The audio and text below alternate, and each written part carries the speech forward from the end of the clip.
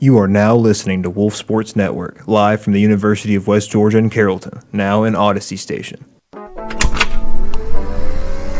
Live from Carrollton, Georgia, this is Sports Pack.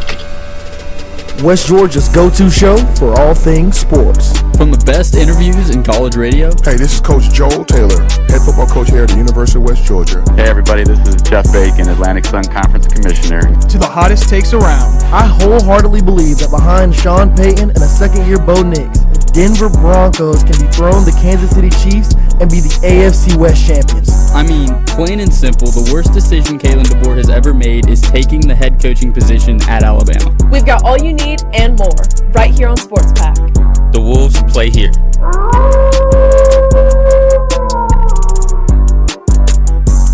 What is going on, everybody, and welcome to the first Thursday edition of this semester Sports Pack. I am your host, Richard Reed, joined today by my guy, John Howley, killing at the board, my dog, Keyshawn Ward, and Michael Miller. Now, before we get started, I just want to say a quick disclaimer.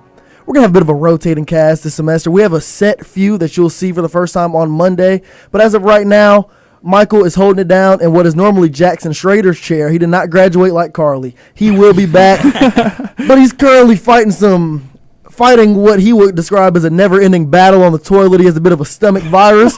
So Michael Miller's coming over from Sports Out of Pocket to fill in. Before we get started, though, how y'all feeling tonight? Look, I'm feeling great. We're back. A little delayed. Don't worry, people. We're here. We're good to go. We got things plugged in. I'm ready. Yeah, first one of semester. I'm ready. I'm pumped up. I'm excited. We got conference matchups starting in college football this week. Oh, yeah. It's going to be fantastic. And you know what, Michael? That was the perfect transition because West Georgia starts their interconference matchups this week as well. So let's get right into it. Is Widener rolls to the right. He's got some time. Everybody's down at the end zone. He heaves it. And it is caught for a touchdown. We are one. Go Wolves. Now, I would be remiss if I didn't go backtrack a little bit and do this. Keyshawn, welcome to Sports Pack as a full-time member. I'm so sorry. It's the first episode. I'm moving a little fast. But Keyshawn is a permanent member of the Sports Pack cast for the rest of this school year. And, brother, I'm excited to have you. You excited to be here? Of course. Thank y'all for having me, man. I'm here. Thank you. It's going to be an amazing year. And this fall has already started off pretty amazing as our West Georgia Wolves football team are off to a dominant 2-0 start with their first two games both being on the road. The first on the road against the Samford Bulldogs where they won in dominant fashion with a score of 34-3. Then this past weekend they traveled out to Thibodaux, Louisiana to take on the then 22-ranked team in the FCS region of football, the Nichols Colonels. I don't know. I almost just said Colonels. I was about to say Cornhuskers. Yeah, I'm like, that's the wrong one. Colonels beating them 34-10. Our West Georgia Wolves have been on fire lately. Now, John, you were on the road with me week one in Samford. What are a few things you've noticed from this West Georgia Wolves football team that has led to this early success? I think the one thing we talked about last semester was not having a run game. I mean, that was a huge thing. You know, we had a lot of moves this offseason.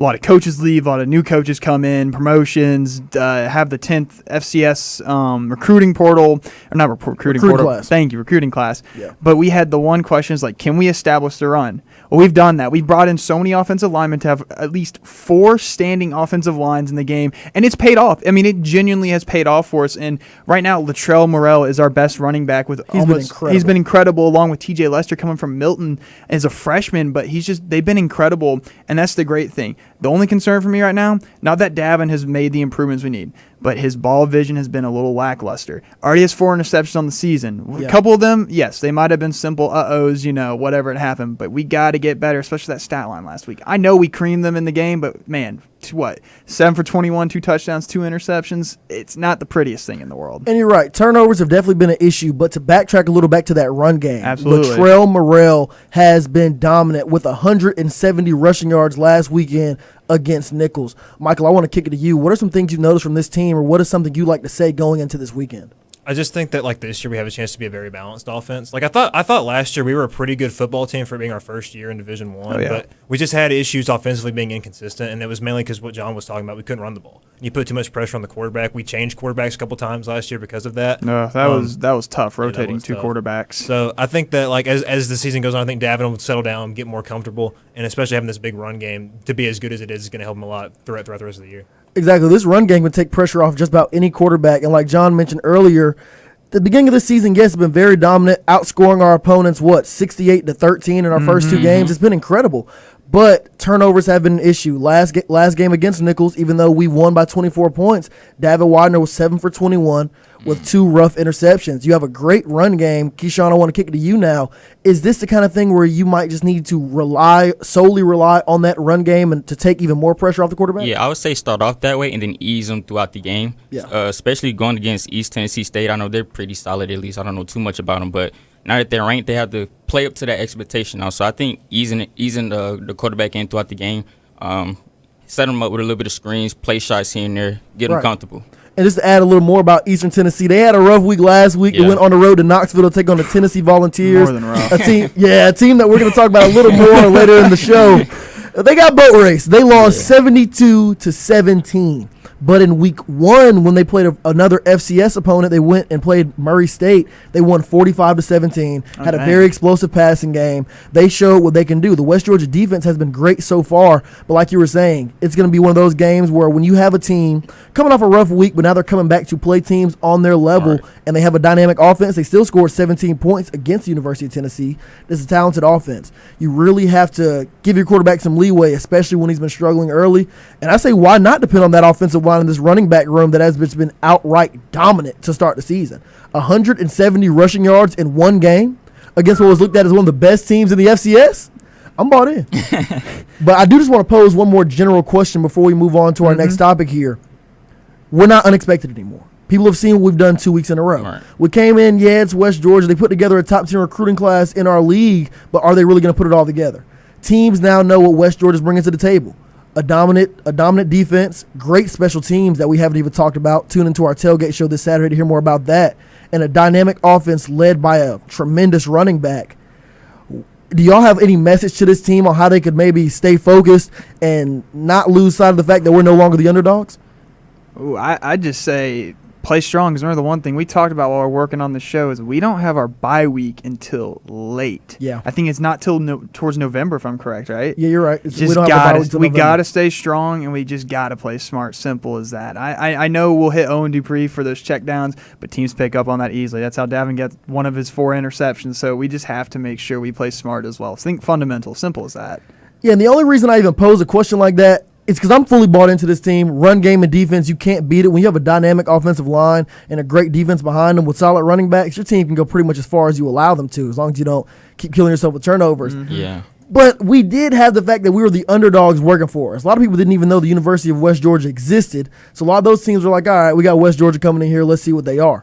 But now teams have seen us. They know we're coming.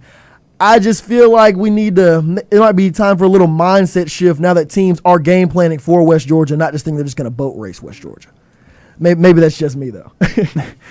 But there are other sports going on right now. Our women's soccer team is currently 1-6 overall, getting their first win earlier this week against Alabama State, where they won 2-0. Their next game is actually going on right now. They kicked off at 6 at the same time we started off, and they're playing against Alabama A&M. They also have a game this coming Sunday versus High Point. Both of those games are at home.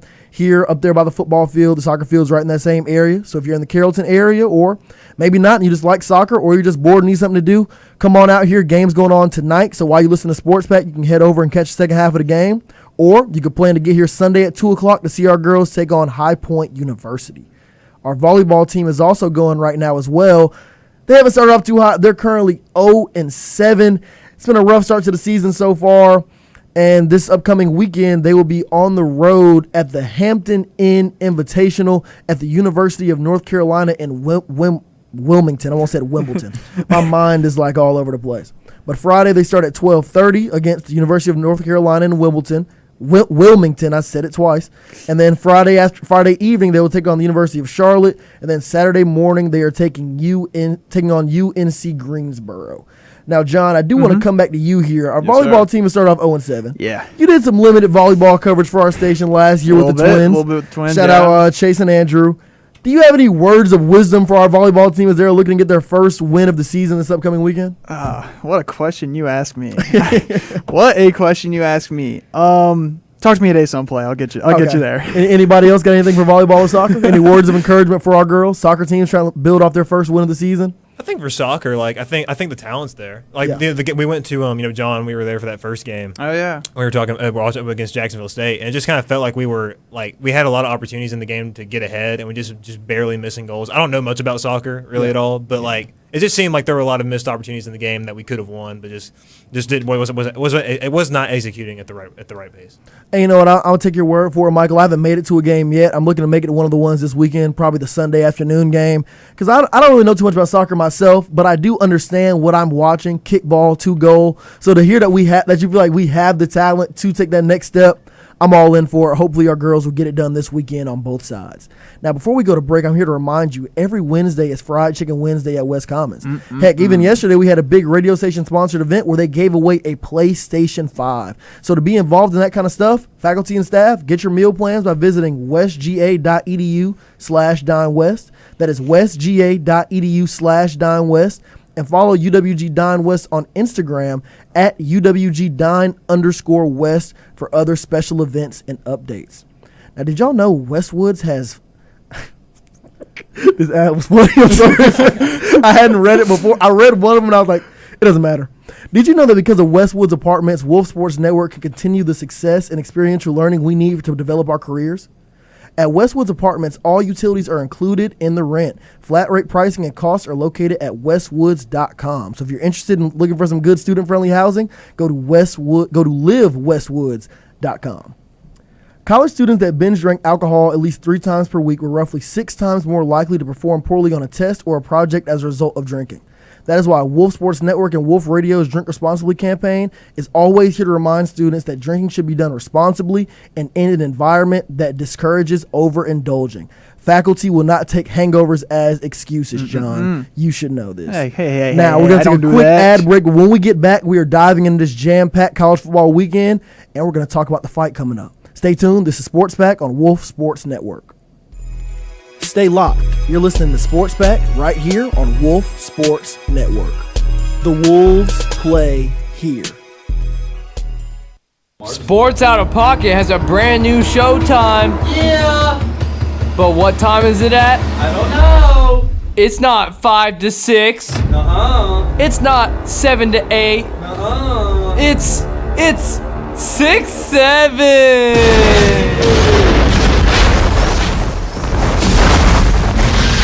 Wolf Sports Network.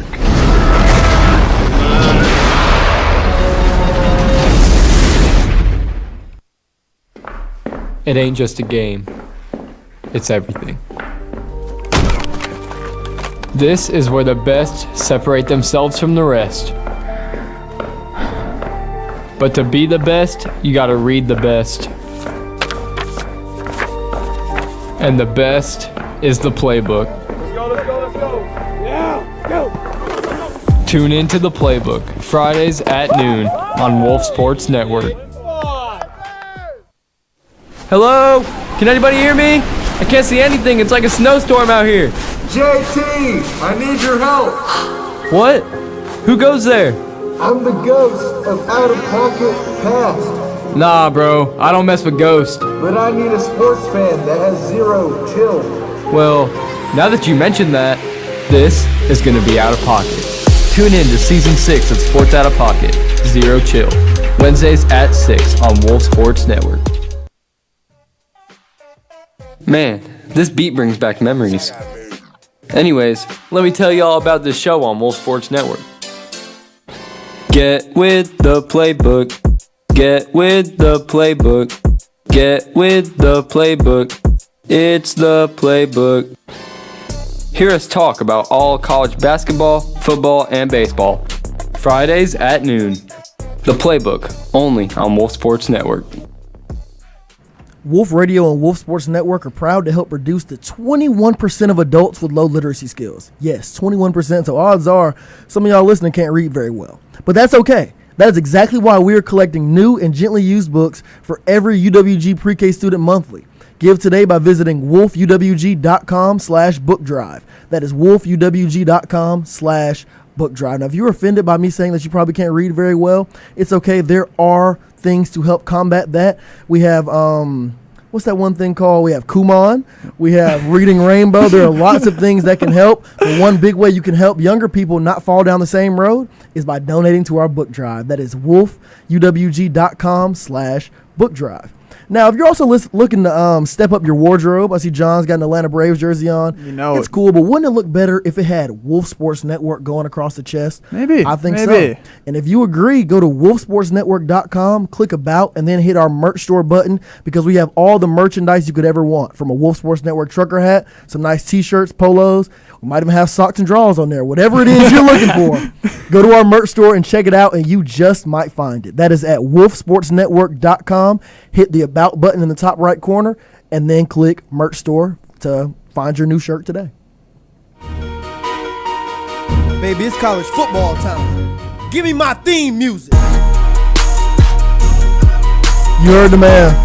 It is college football time. Now look, I know we're a little behind here. Sports Back started a little later than we wanted to, but is it ever too late to talk about college football? Never. No, I don't think so. We have a jam-packed week 3, starting with a big-time game in Atlanta at 12 p.m. as the 12th ranked team in the country, the Clemson Tigers, go on the road for their first ACC matchup of the season against the Georgia Tech Yellow Jackets. Now, believe it or not, Georgia Tech is favored on ESPN.com. Really? They are being given a 55.9% chance to win this game at home. Now, Keyshawn, you seem a little taken aback by that. Let me know why Georgia Tech being favored surprises you. I don't know. Georgia Tech over Clemson. I mean, I know Clemson had a bad outing against Troy last week. I don't think it'd be the same way against Georgia Tech. I don't know if what's his name, Haynes King, is he still out? I'm not sure. But no, Haynes King's playing. He's back? Yeah, okay, he's back. So him and Haynes, the running back, Justin Haynes, that two duo is what's going to kill Clemson, essentially. I know that they have a pretty good D-line. T.J. Parker, he's going to have to step it up. The offense is going to have to move the ball. You can't go into the half with just 3 points like you did against Troy. Georgia Tech's way better than Troy. If they let Georgia Tech do that, I have them losing that game. Michael? Yeah, in the offseason, this was kind of the game that I circled in the middle of the summer as my big upset kind of the season, and now it's not really even going to be considered a big upset. Georgia Tech wins this football game. Mm-hmm. I was kind of an unpopular opinion about Clemson instead of most people. A lot of people this year were very high on Clemson coming into the season. I wasn't as high on them as most people were. I liked Miami as the best team in this conference at the beginning of the year. It's kind of shown that so far. I think Georgia Tech's a very good football team. I hate them, but they run they run the ball very well. They're very physical. Aaron Filo's a great thrower. A lot of people don't know about him if you don't watch a lot of Georgia Tech football, but I think him and Haynes King will both play in this football game, and they can make a big impact, and I do expect Tech to win this game this weekend. I mean, it's going to be a good game, and, Tech has really built a program, as much as I hate to say. Like, they've built a solid program. You see what they can do, but the one thing is I feel like Clemson's a really well-oiled machine. I mean, yeah, last week it was the same thing, but also look at Georgia and LSU, same thing. We had some bad games. It happens, right? But I just feel like with Clemson's defense, that's the one thing they're known for. They always have a very solid defense, and Cade Klubnik is a really good quarterback. He is a superstar, and it takes him a little bit of time, but he gets into that comfort zone, and he really starts slinging the ball everywhere. I don't know. I don't like either team, but I'd rather favor Clemson this one. To heck with Tech, but I'm just going to have to roll Clemson on this one. Now, John, the beginning of your statement is actually very interesting to me because that's the exact reason why I'm going against Clemson for this game. I trust Cade Klubnik. I know they've had some injuries at the wide receiver position, but they're going to be more healthy going into this game against Georgia Tech. Mm-hmm. And Georgia Tech's corners can be taken advantage of by these Clemson receivers because Clemson does have some very good talent at receiver. And Cade Klubnik, when he's in the zone, is a very good quarterback. It's the Clemson defense that I do not trust against this run-heavy Georgia Tech scheme because Because when you're watching this Georgia Tech team, they dominate through ball control. They beat Miami last year through ball control. They took Georgia to 8, 9, 10 overtimes last year because they were controlling the football. They run at you with Haynes King, Justice Haynes, all these other guys they have in the backfield. They will kill you, and they will use every ounce of the clock while they have the ball on offense. And like you said, they also have another quarterback in Follow that can come in and hit you for a big-time play over the top. You see it coming, but you still can't stop it. And the one thing about Clemson this year is their defense has been shaky. Their D-line hasn't just been able to assert their dominance like they have been able to in years past. And that's exactly why I'm going with ESPN here, and I'm leaning Georgia Tech to win this game. I was just like you, Michael. I had this circle as my big-time upset for the college football season, but right now it's not even being looked at as an upset because how shaky Clemson has looked. I'm going with Georgia Tech to win this, and not much is going to be able to change my mind. Yeah, I'm not mad at it. Georgia Tech's a pretty solid program. The new head coach they got, he's pretty much built a resume there. So I'm not mad at it. Now, another big-time game that a lot of people maybe didn't think was going to be a big-time game, top 25 matchup, is going down at 4:30 in Miami on the CW network. The undefeated 2-0, number 5 ranked team in the country, Miami Hurricanes, will be at home against South Florida, who's coming off of a program-defining win against the Florida Gators last week where they won 18-16. Now, Michael, I want to start with you on this one. Does South Florida have enough magic left in the tank to take down another big-time college football borderline blue blood this upcoming weekend against the Miami Hurricanes? No. Yeah, no, I don't think so at all. I think Alex Golish will not be the head coach at South Florida next year. He's going to be at a big-time program. He's been doing this for 3 years now, having South Florida compete against these big programs. I just think Miami's too much. Carson Beck, I beat the drum all offseason about I thought he was really good last year if he just didn't have people drop the football.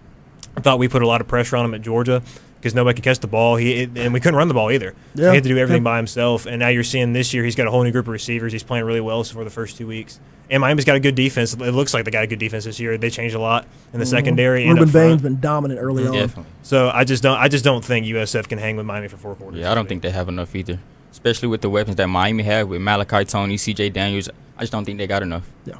Yeah, I mean, Carson Beck looks refreshed. I mean, you saw him after the first one. He had the emotions, everything. He seems very relieved. He looks comfortable there. I think they really honed in on him for this final year. And, I mean, he's getting that $4 million paycheck. So he's going to run with it. And I think I love USF and the way they're magic and everything, but I just don't think they got it in this week. You know, see, I hate to do this. Yeah, see, I know what you're gonna say. I already know. No. Now look, I know this doesn't happen often, but I'm on the same page with the rest of you. I really hate when we all agree at this table because that's when the underdog really rises to the top and makes us all look stupid. We end up being put on some kind of promotional video to hype up their school as they go into their next big time game. Ooh. But I'm with y'all. I think the Miami Hurricanes get it done. Last week's game against Florida was ugly. DJ Lagway was missing on a bunch of big time throws that I don't think Carson Beck will miss on this upcoming week.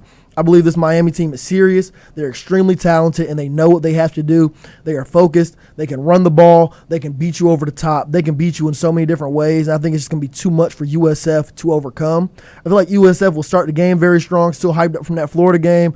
But as we get halfway to the second quarter and to the second half, I think we'll start to see Miami gradually pull away and show why they are the number 5 team in the nation right now and why Carson Beck will probably be in that Heisman conversation at the end of the year. I still expect USF to do big things in the group of 5. I would not be surprised if they made the playoff as their representative as this year's Boise State. But I think the Miami Hurricanes have a little too much. And like you alluded to earlier, Michael, Ruben Bain and that defense, they are just outright dynamic. And I know for a fact USF has not seen anything like this Miami front they're about to face this weekend. I'm praying for Byron Brown because he's got a lot coming at him. Now, I do want to preview one game briefly that we're going to come back to in our pick segment at the end of the show, the big-time game of the night. The number 8 team in the nation, the Notre Dame Fighting Irish, coming after a very strange week 2 bye week at home against the number 16 team in the nation, the Texas A&M Aggies. Keyshawn, I want to start with you on this one. Do you have a certain way that you're leaning in this game? I kind of have it towards I give Notre Dame the edge. I mean, coming off a week 1 loss to whoever they play, coming off a week 1 loss is probably the best team they've played. Miami is probably the best team that they've faced. Now you have Texas A&M, who's also 2-0, riding on all momentum coming in. They don't really want to go down 0-2. Going down 0-2 early in the season, it definitely affect how they are later on in the playoff rankings. So I have them kind of stepping up to the plate, but I don't know. We'll see. John? I mean, I'm a little concerned with Texas A&M here. They've had some slow starts. I mean, UTSA 42-24, Utah State 44-22. So I feel like maybe there's some questions on defense. Not that these are easy games for them, but maybe a couple questions.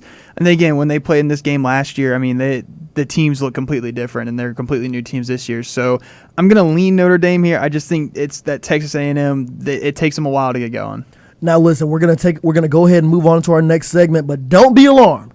We're going to do a deeper dive into this Notre Dame-Texas A&M game, and we're going to break down Georgia versus Tennessee later in the show. So stay tuned for our pick segment. It's going to be our last segment of the show. Do not go anywhere. We're going to be breaking down these two games and also a bunch of NFL games as well. But for now, we got more sports to get into.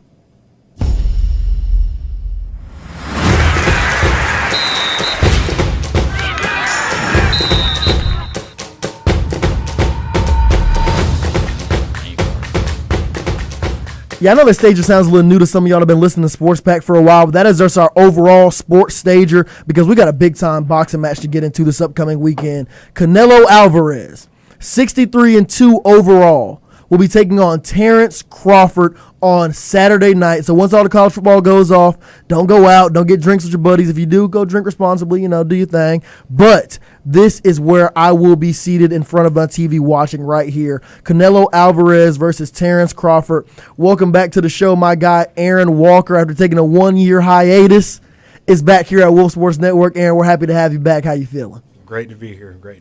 Now, for those of you that don't know, Aaron is what we'll call...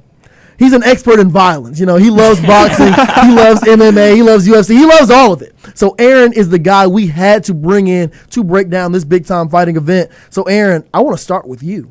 Give me a quick overview of everything you need to know before this Canelo and Terrence Crawford fight kicks off. Absolutely.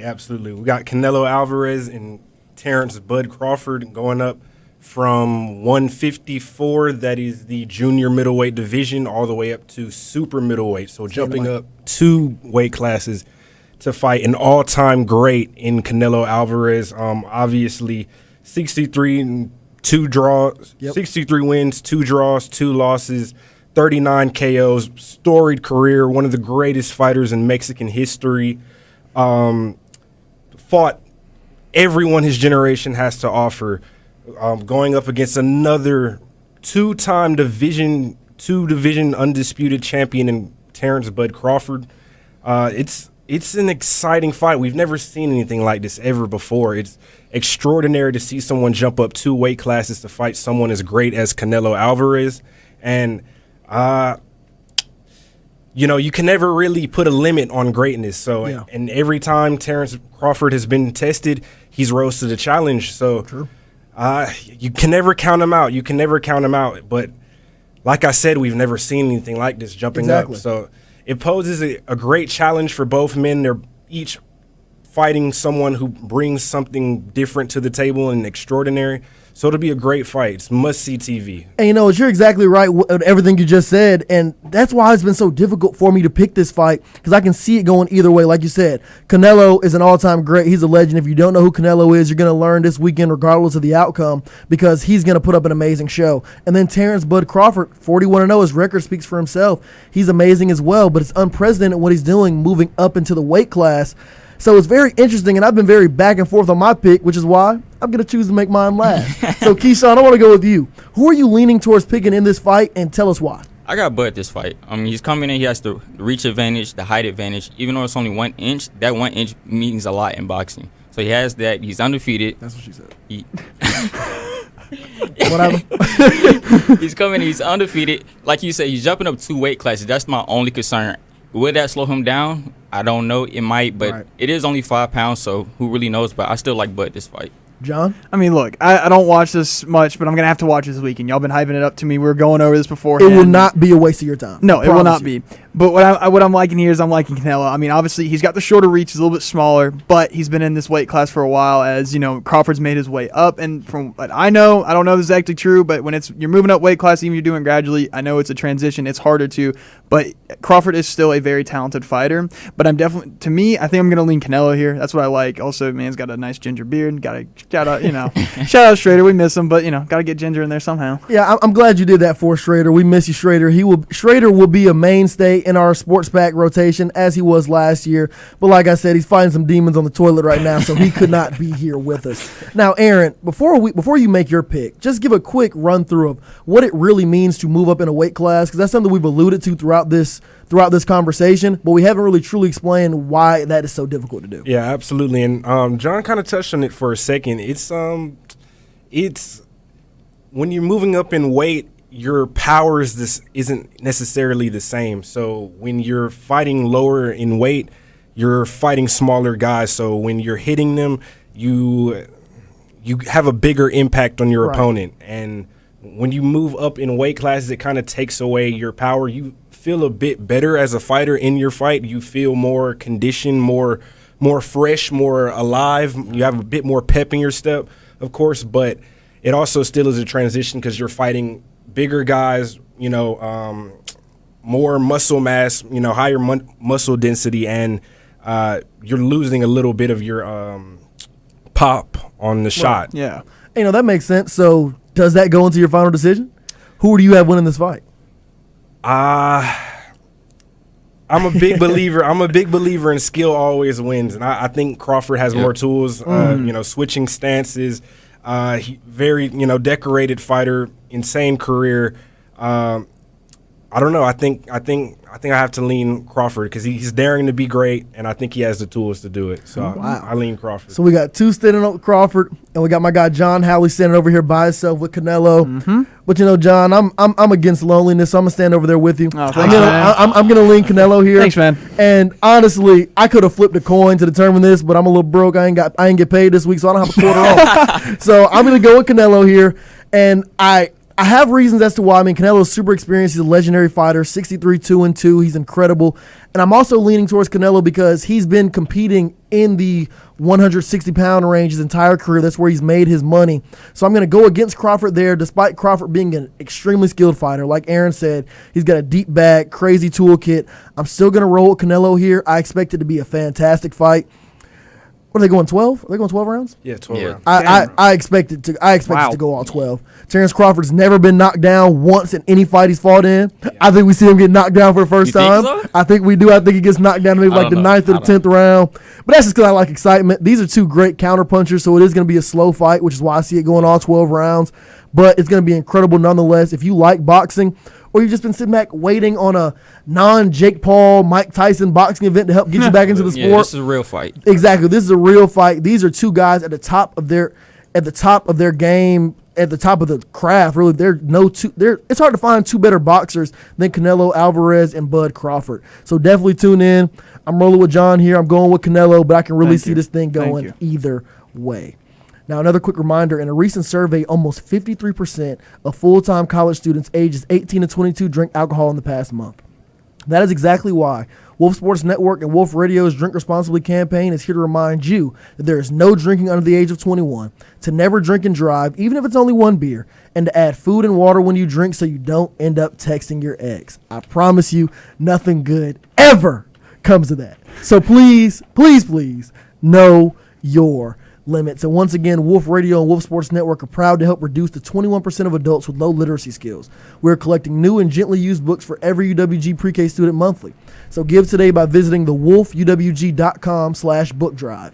That is thewolfuwg.com/book drive. Now we're going to take another quick break, but when we get back, we're diving into this big-time NFL weekend. We'll be making our game picks. So do not go anywhere. This is Sports Pack on Wolf Sports Network.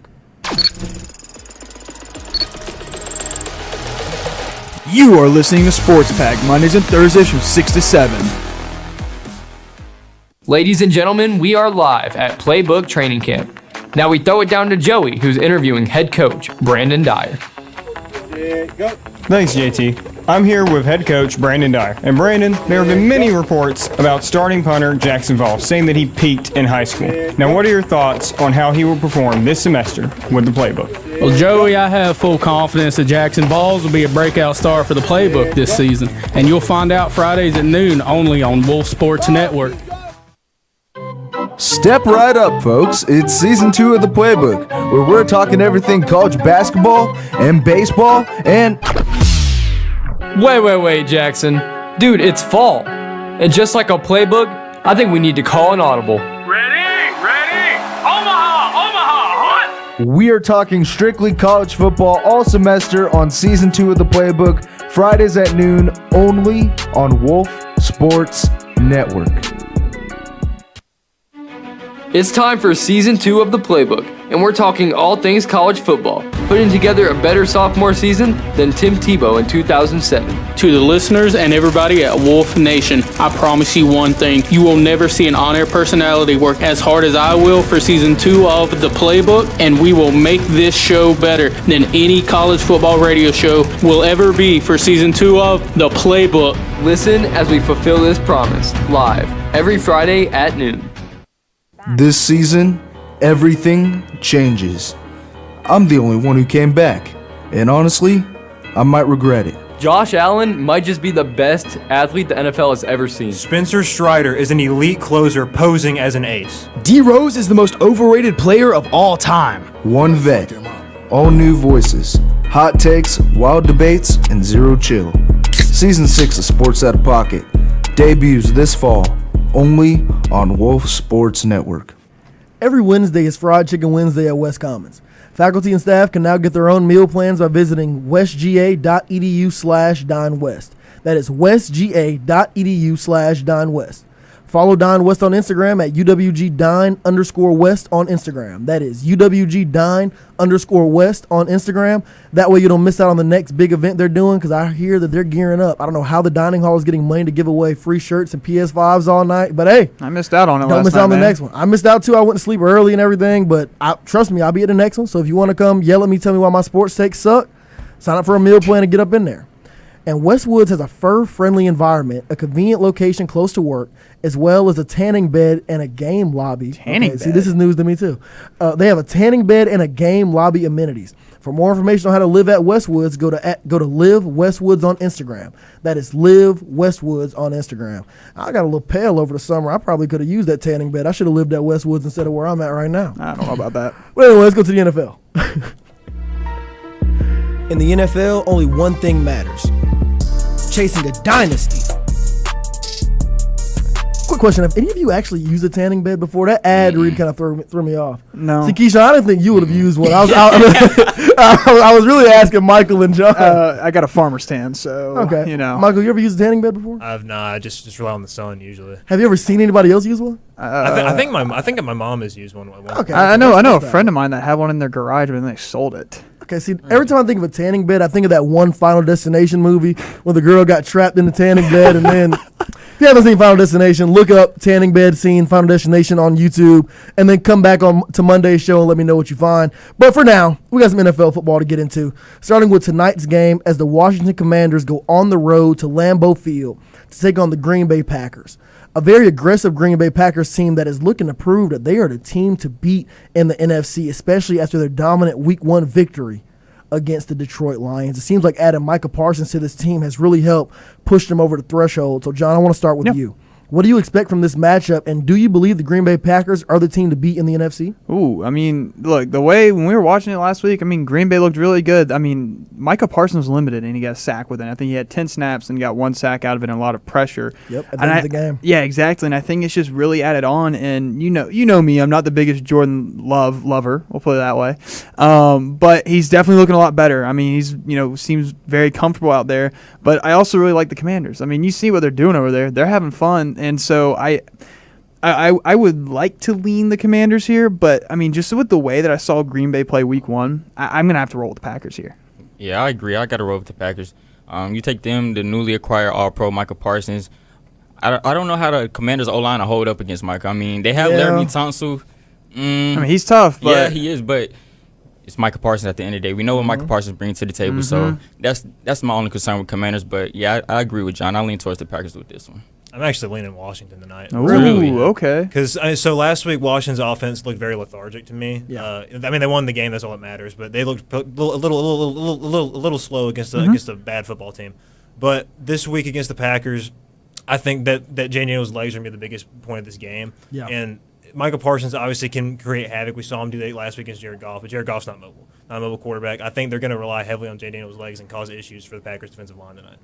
Yeah, I wouldn't be surprised either. This is a game that I've had circled early on, especially after seeing the Packers play this game, because a lot of people are saying that they are, without a doubt, the best team in the NFC. It's a 1 week serving size. They look really good, but I'm not the kind of guy that's going to switch my takes on a limb here. I really have to sit here and watch this team a couple weeks, so I'm glad they have a bunch of tough matchups, starting off with the Lions, then the Commanders. I'm not sure who they play week 3, but I'm sure it's going to be a pretty nice matchup. But this Packers team is very interesting to me, and I'm leaning towards them to win this game. I'm not selling stock on Jaden Daniels. I'm sure he's going to put on a show, and like you said, Michael, Absolutely. he's going to be dynamic with his legs, especially escaping his old divisional foe in Micah Parsons. But the way this defense has progressed with him, this is already a top 15 unit in the NFL. Now that they're adding Micah Parsons to this whole bunch, it's elevating everybody else around him. You see guys like Quay Walker really starting to take that next step forward. You got Xavier McKinney in that secondary who led the league in interceptions last year, and now he has a way better pass rush to add on to what he's already been doing. It's going to be incredible. And then looking at Jordan Love, John, I was on the same page as you. Mm-hmm. Jordan Love was super talented in my eyes, but he hadn't put it all together. But last week against that healthy and talented Lions defense, dude, he looked dynamic. Oh, yeah. He was out there slinging it like Aaron Rodgers, and I know it's easy to say that because he's in a Packers uniform, but Jordan Love looked great out there, super accurate. He's got a laundry list of receivers he can throw the ball to, now adding Matthew Golden to the mix. I'm not sure who I'm picking for this game just yet, so I'm going to defer till later in the show to make my pick because that's what I'm good at, buying myself more time. But this is a game I'm definitely watching, and I feel like we're going to see impressive showings from both teams. Now to pivot into what's going to be this weekend's Sunday night football game at 8:20 p.m. on NBC. You have the Atlanta Falcons coming off a very disappointing last-second loss against the Tampa Bay Buccaneers, going on the road to take on the Minnesota Vikings, the team that just put on a show against the Chicago Bears in their second-half comeback led by new quarterback J.J. McCarthy. Michael, I want to start with you on this one. Who are you leaning towards in this game? Because J.J. McCarthy looked incredible, but Michael Penix was no slouch either in their debuts. Yeah, I don't think we're getting this one. I'm leaning Minnesota. They played a very good second half on Monday night, and J.J. McCarthy looked like he'd been playing for 10 years in the second half. The way he was leading the team, the way he was playing. I thought Michael Penix played a great game last week. I thought he played really well. We could not run the ball at all against Tampa Bay. Yeah. And when we're going on the road in a very hostile, I honestly think Minnesota may be the toughest place to play in the NFL. That is a very difficult place to play, and I don't think it gets enough credit for it. Sunday Night Football, the Vikings have momentum, and we haven't played there good historically, so I just don't think we're going to get it done. Okay, so I want to pivot for a quick second. We're going to stay on the same topic with this game, but if the Falcons do start off 0-2 this season, a season where a lot of people, myself included, have been saying this is the year for the Falcons to finally push through, possibly win the NFC South, but most definitely make the playoffs. Mm-hmm. If the Falcons start off 0-2, their next 3-game stretch will be on the road at Carolina, at home against the Washington Commanders, and then taking on the Buffalo Bills, who we just saw put together an incredible performance, beating the Baltimore Ravens in a game that I don't think anybody at this table felt they should have won. But we know what Josh Allen and the Bills are. We just talked in depth about the Commanders and Jaden Daniels, and the Panthers, despite having their deficiencies, always find a way to play the Falcons really tough. A magical game. Yeah. So if the Falcons start off 0-2 here, do y'all think this season will be redeemable? Yeah, I still have a lot of faith in Atlanta. Even if they do lose this game, I still have a lot of hope in them. I expect them to make the playoffs. Like you said, I feel like the year that they need to make that big step up. They really need to win the division, at least do that. The next 3 games, I have them going roughly 2-1. Yeah. Vikings game, I have them over the Vikings this game. Okay. I like Michael Penix. He played extraordinary last week. Almost 400 yards. It really just came down to the kicking game. That's what really sold them. Cool, man. Yeah, he really sold the game for them. So other than that, though, I mean, the offense looked great. Michael Penix looked great. Drake London, all the receivers seem to be on board. So I got Atlanta this one. Look, there was a magical time once in Atlanta where we lost 5 games in a row. But you know where we were at the end of the season, even though I'm not going to bring up the score? What's that? Super Bowl. I remember we start off, I think we won 5-0 and we lost 5 straight. Next thing, we make it all the way into the playoffs. It's just going to be a tough stretch. This is not going to be easy for us. We're banged up already. We have our top 2 receivers hurt. I mean, we're getting the ball more to Kyle Pitts. We got to reestablish the run game. I mean, you have Bijan Robinson, you have Tyler Algier. You can't just, not that we use them, but you got to use them to their abilities. You got to use Tyler Algier in the third down situations. You got to use Bijan your east-west plays. It's just we got to stay healthy, and I think we can get to the playoffs this year. But it's not. I don't think it's gonna be easy at this point. It definitely won't. It's not going to be an easy road whatsoever. And you know what? Nothing about being a Falcons fan is easy. Like you just said, John, our top 2 receivers are hurt. Drake London is expected to play, but he had a dislocated shoulder. He had a dislocated shoulder at the end of last week's game against Tampa Bay. And a physical receiver like Drake London, we can't afford to have banged up this early in the season. Last week, it really showed. Even though Michael Penix put together a great game, took Tampa Bay to the wire. Not having Darnell Mooney really showed. We didn't have that receiver that we could just count on to stretch the defense down the field and give us that big play threat. Drake London can make big plays. Kyle Pitts can make big plays. We saw Bijan make a big play, but we need that route-running, crazy speed receiver that can make the defense think that we might take a shot here. Because everything was short and intermediate. Oh, yeah. Look at the defense. The defense looked very improved. Xavier Watts was incredible at safety, the rookie out of Notre Dame. But the problem was the pass rush was still non-existent. Still not. Spent 2 first-round picks on Jalen Walker and James Pierce, and I didn't see the Falcons get dynamic with either of them. In the Green Bay game, we saw Micah Parsons lining up on the edge, lining up against a guard, lining up over the center, dropping back in coverage. They just turned Jalen Walker into a glorified edge rusher when he was no doubt the best player on Georgia's defense last year because of how dynamic he was. Now, and we also dropped a lot of interceptions. Dropped 3 interceptions against Baker Mayfield. Now, let me say this. My Falcons fandom is showing. I understand that. But I can't hide it anymore. I'm talking about sports in Georgia. I'm going to show that I'm a biased Falcons fan. I want to say the Falcons win this game. I'm going to pick them to win this game in our pick segment, which we're going to get to in a second. But I cannot sit here and act like I am not concerned about what we saw. Yes, Michael Penix put on a show. We had a chance to win that game. Younghoe Koo lost it for us at the end, but I feel like we lost this game for ourselves multiple times throughout these first 4 quarters, especially with how we used our newly acquired defensive players. Now, John, let's switch over so we can make our game picks for this weekend. It's time to make our picks. Now, before we get into our picks, John, please remind the people, SportsPack and Wolf Sports Network are not liable for any financial losses that may occur due to using our picks outside of the show. These are just our opinions. Don't blame us. Blame the players. Do not blame us. Blame the players. The man said it We himself. are going to play that disclaimer before every pick we make this season. Just to remind you all, it's not our fault if you take our picks, gamble, and lose. Now, if you gamble and win, give us all credit. We're due. We want all credit. Like one of the wisest men I know once said, Josh Pate, I want all the credit and none of the blame. So give us credit when you win, but when we lose, that's on you. Exactly. It's on you. You shouldn't have listened to me. What do I know? I'm doing college radio somewhere. But let's get to our first game, the Falcons and the Vikings. We already give a quick breakdown, so let's make our quick picks. I'm going to roll with the Falcons here. I probably shouldn't, but I really just cannot see a team this talented falling to 0-2. I hope they make the right adjustments and beat the Vikings in what, like Michael just said, is one of the hardest places to play in the NFL. Keyshawn, who you got? Like you said, I got the Falcons here. JJ McCarthy's still kind of young. I feel like hopefully the DC of the Falcons could utilize Jalen Walker a little better and put the pass rush on JJ to kind of make him help make some of those rookie mistakes. So I got the Falcons in this one. Michael? Yeah, I got the Vikings by 2 possessions in this game. I By don't. 2 possessions. Yeah, no faith. No, I don't like. I think it'll be close for the majority of the game. I just think late. I don't think Michael Penix is going to make a mistake because he's been really good. But I just see like Tyler Algier fumbling the ball and having like a scoop and score or fumbling on a kickoff or something. Faith. I think the Vikings pull away when this game like 14 points. John? Look, I know it's the Braves jersey, but it says Atlanta on the front, all right? Go Falcons. There we go. Now, before we get into our college football picks, I want to focus on one more NFL game. Another team that is at risk of falling to 0-2 here, the Kansas City Chiefs, will be at home at 4:25 in the America's Game of the Week on Fox in their Super Bowl rematch against the Philadelphia Eagles.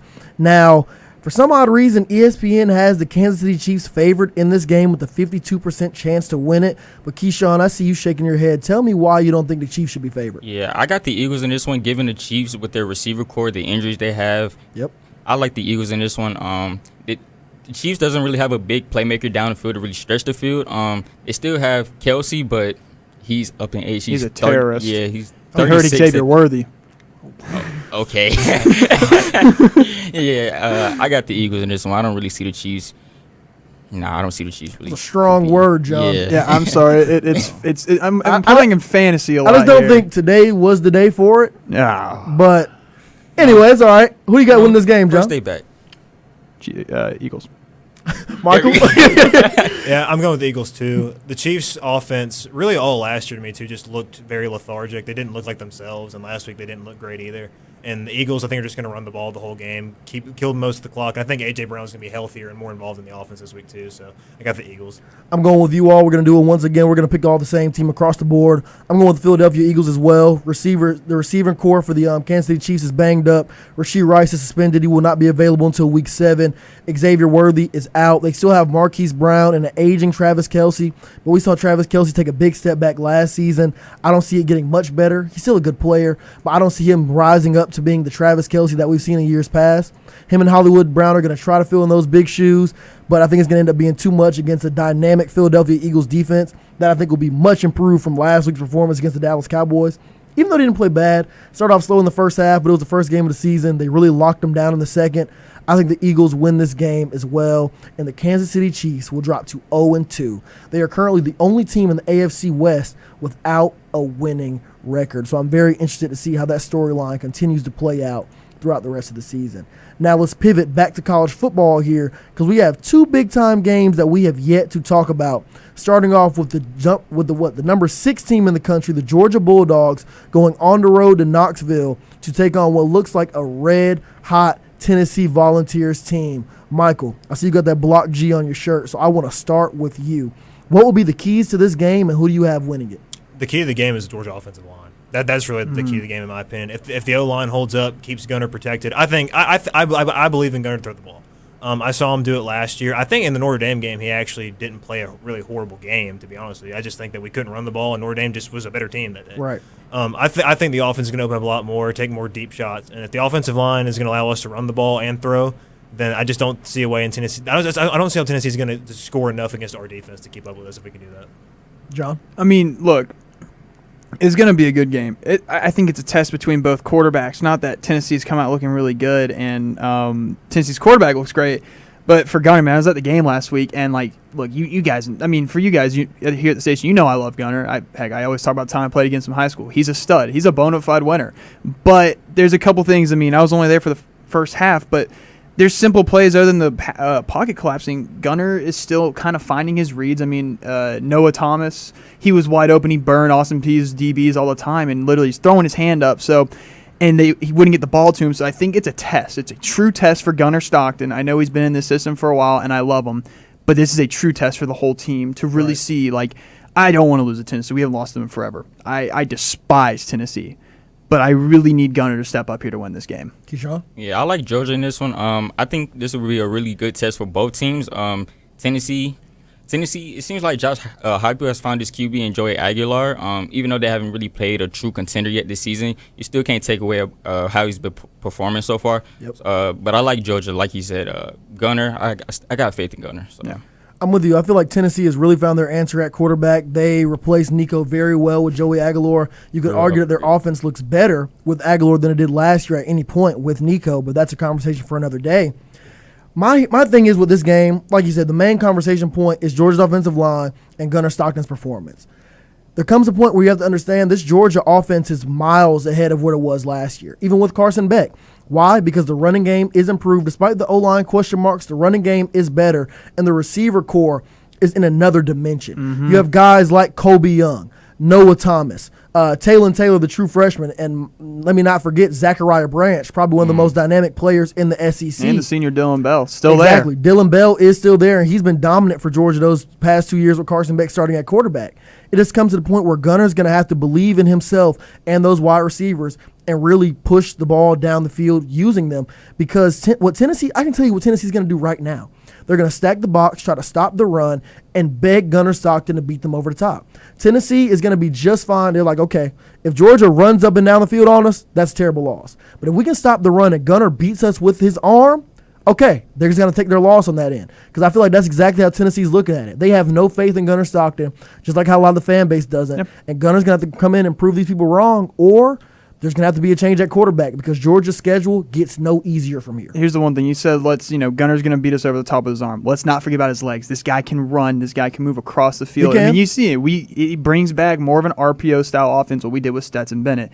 What was it, 1-3 when we played Tennessee and we had Stetson Bennett? They used a lot of RPOs to their advantage, and that helps. And Gunner Stockton, week 1, we used a lot more RPOs. He looked very solid with those. So you cannot count out Gunner Stockton's legs. But then again, you make a throw on the run, you might go off your back foot. It's an interception right there. Very true. My point still stands. If I'm Tennessee, I'm stacking the box, stopping the run, and begging Gunner Stockton to beat me with his arm. Now for our last game pick of the night, Texas A&M versus Notre Dame. Keyshawn, I want to start with you. Do you think the Fighting Irish dropped to 0-2? I don't think they do. I think they come in against Texas A&M, putting on the show. I got it still a close game, but I like Dame in this one. This is basically a bounce back game for them. They can't afford to go down 0-2 in this one. It really mess up how they stand in the playoffs later on throughout the season. So if they do somehow go 0-2 this game, how they play throughout the rest of the season will really have to be top tier for them to really make a playoff push.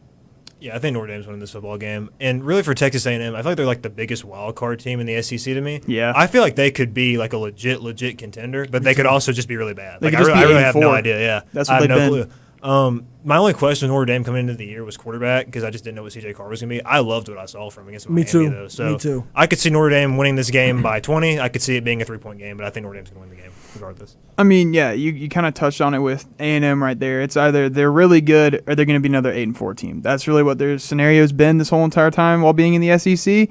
But now I'm going to talk about CJ Carr. He looks great. I was honestly concerned because that was the whole question around Notre Dame before the season started. Well, who's our quarterback and which one is it? Is it Carr? Is it I don't remember the other one, but is it this guy or this guy? And Carr looks great behind there. I mean, after week 1, Carson Beck was telling this CJ's going to get better. This guy's going to be a stud. This guy can ball out, and I think the more snaps he gets, the better he's going to get. So I'm rolling Notre Dame on this one. I agree as well, and it's not because I'm low on Texas A&M at all. I think this is the best team Mike Elko has had so far in Notre Dame at Texas A&M. I believe this team is very talented. I love Marcel Reed at running back, all the other weapons, KC Concepcion at receiver. I love this team. They've started off slow the first couple weeks of the season, but I still believe in this team. I'm with you, Michael. I think they can be a big-time sleeper in the SEC. The only thing is I just don't see a talented Notre Dame team like this starting off 0-2. Right. I know we've been talking about this throughout, about the Falcons starting 0-2, the Chiefs starting 0-2, but it's hard for me to see a team in Notre Dame starting off 0-2, coming off a national championship, and even coming off the second half that they had against Miami, because CJ Carr really cut it on and showed why he won that starting job. There's a reason John can't remember the name of the backup that he was in competition with this offseason. And it's because CJ Carr has asserted himself. So I'm going to lean Notre Dame here. I think it's going to be a very close game and come down to a game-winning field goal at the end. I just find it hard to believe Notre Dame starts off 0-2 with as talented of a team as they have. Now, that's all the time we got for Sports Pack tonight. It's been amazing being back here. I appreciate all of you for tuning in. If you don't know what Sports Pack is, it's a sports show that comes on here on Wolf Sports Network twice a week, every Monday and Thursday from 6 to 7, same bat time, same bat channel. We are here to be your nice debrief if you're getting off work. It's been a long, stressful week in many different ways. It's a rough day for a lot of people today as well. It's been a long week. It's been a long year. So we're just here at Wolf Sports Network. We're here to give you that second to really just cut your brain off, listen to some guys laugh, holler, and talk about sports, and just really sit back and enjoy yourself. So if you like what you've seen so far, send it out to a friend, send it out to your mom, send it out to your dad, send it out to your ex-girlfriend's little brother that you're still kind of cool with. But y'all still play the game together every now and again. That's real. Well, exactly. That's Send out the show and make sure you tune in every Monday and Thursday from 6 to 7. If you want more college football, tune into the Playbook early tomorrow afternoon at what, 12 p.m.? Yes, 12 p.m. right here on Wolf Sports Network. And also, check out our tailgate show. We'll be live from the Hill previewing the West Georgia football game this upcoming weekend and also talking about college football, all that's going on. So tune into the Playbook, like I said, tomorrow morning at tomorrow afternoon at 12 p.m. Then our live tailgate show this upcoming Saturday at 4. If you're not at a game, tune in on wolfsportsnetwork.com. That's all I got for Sports Pack tonight. See you Monday. Have a blessed day.